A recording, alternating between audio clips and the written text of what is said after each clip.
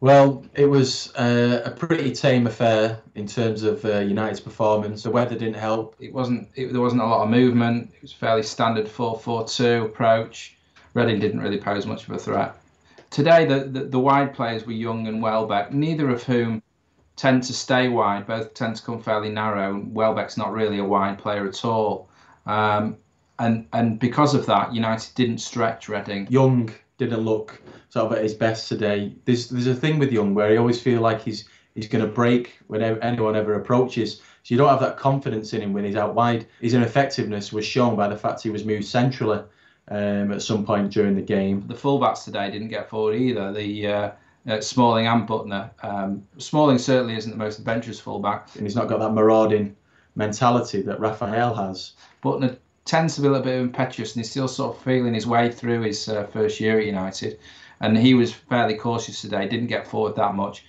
And you could see Reading actually sort of attacking Butner. He was stuck sort of halfway between wanting to push on and his defensive duties, and Reading attacked that space behind.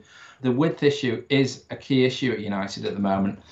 None of the wide players have played particularly well this season. Nani's not had a great season. Valencia had a great season last year. It's not really performed this year. Fergie's already moved to do something about that by signing Sahar for next year. I wouldn't be surprised if he signs another wide player as well. He had an okay game today. When United usually use Anderson, they have Carrick in the team, and he plays deeper, and Anderson runs forward, and Cleverley does the same thing when he plays with Carrick. Run forward with the ball, play a bit higher, take people away from Carrick, giving Carrick the space to play. That wasn't really the name of the game today, although he did play higher than Giggs at times. They both tended to play fairly deep, and although they were both fairly mobile, they did sort of patrol that area in front of the defence quite well. He started off when he first came to the club playing quite a high position as a sort of an attacking midfield player. And his first season was very successful, brought energy and dynamism to the United midfield. Over the years, he's almost been converted into a sort of a deeper, more of a pivot. And I'm not sure it suits him that well. Positionally, he's not that disciplined. He tends to get quite out of position quite a lot. And the lack of goals is just, from my point of view, is quite disappointing, to be honest with you. And I still can't believe that a professional footballer can only use one foot. But his strength is running at people still, not sitting deep. He hasn't really come on. That's the issue I think that most United fans had with him.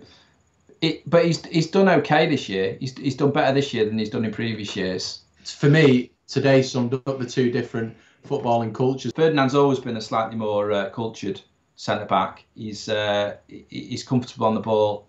He likes to come forward when he can.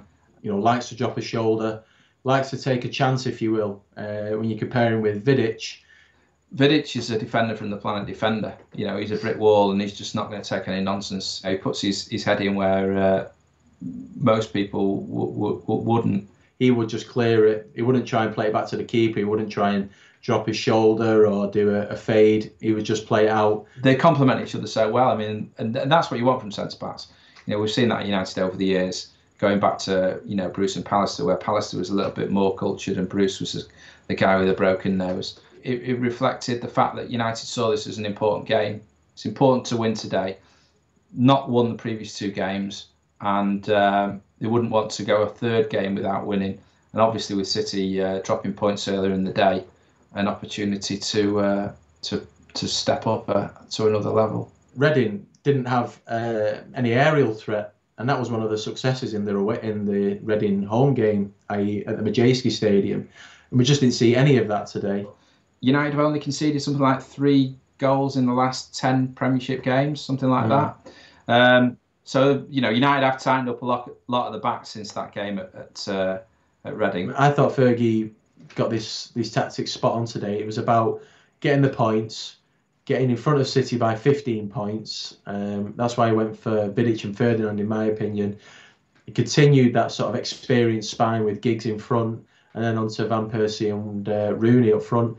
Sometimes you've got to just get the job done, get the points in the bag, move on to the next fixture. United fans, you know what to do. Click the button and subscribe to get involved.